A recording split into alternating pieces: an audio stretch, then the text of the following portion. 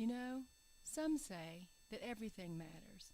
The general flutter of a butterfly's wing can be felt around the world. There are certain aspects of our world that are intangible. They cannot be measured, assessed, or given a dollar value. But they exist, and they change not only our lives, but also our world.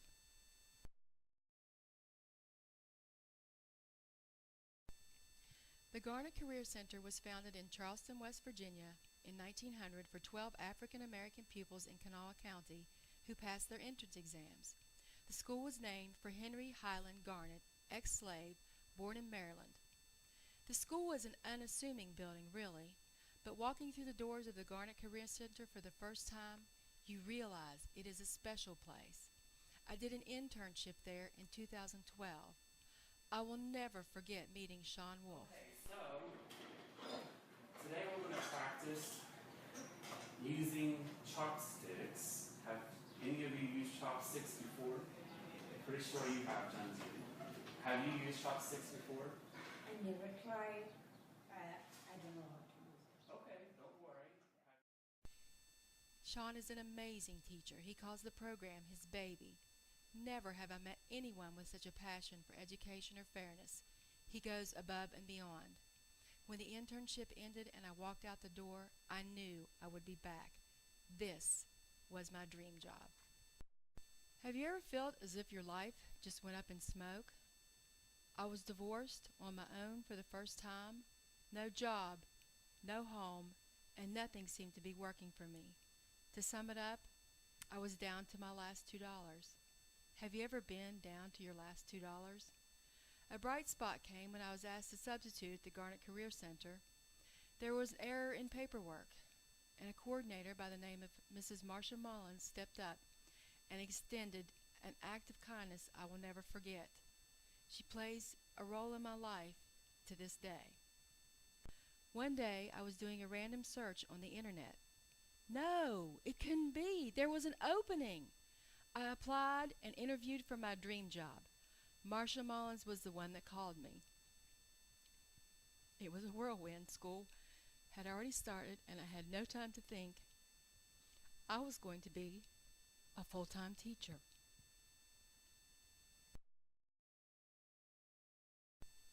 Stepping into the challenging curriculum designed by Mr. Wolf was daunting. It was as if I was in the Class 5 whitewater rapids of the Gauley River.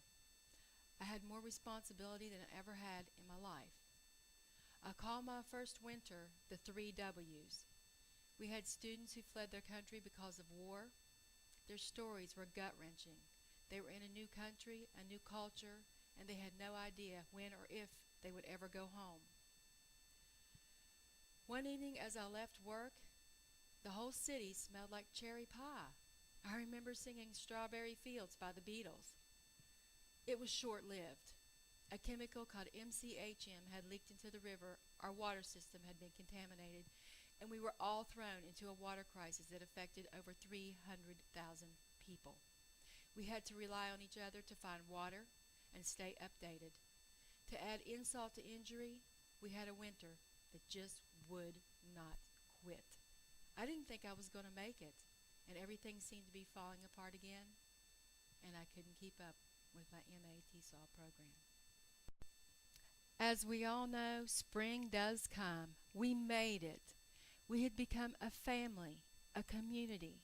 To my amazement, students gained traction and test scores improved. I gained traction and felt as if I was really teaching. I asked one of our students to create an end-of-the-year project. Marcia helped us shop for supplies. He created Pangeology, a beautiful collaborative painting of the continents when they were one. At the end of the year, school parties, students dipped their hands in paint and put their handprints on it. It's in the school, a beautiful memory of caring and sharing. If you notice, there's a butterfly, and I have to laugh. A new baby came into our lives. I nicknamed her Chloe Butterfly. She would be a child of the world. And you see this small handprint there on the side?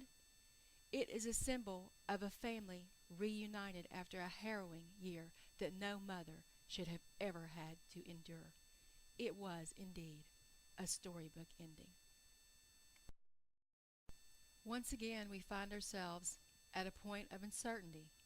We don't know what is going to happen to community-based programs for adults such as ours.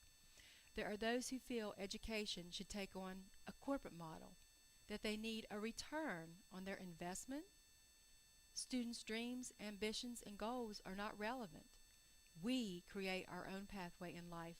Our education should encompass the tangible and the intangible. We are so much more than a test score, a benchmark, or a destination. Paulo Freire says it best: participation does make better citizens. I believe it, but I can't prove it, and neither can anyone else.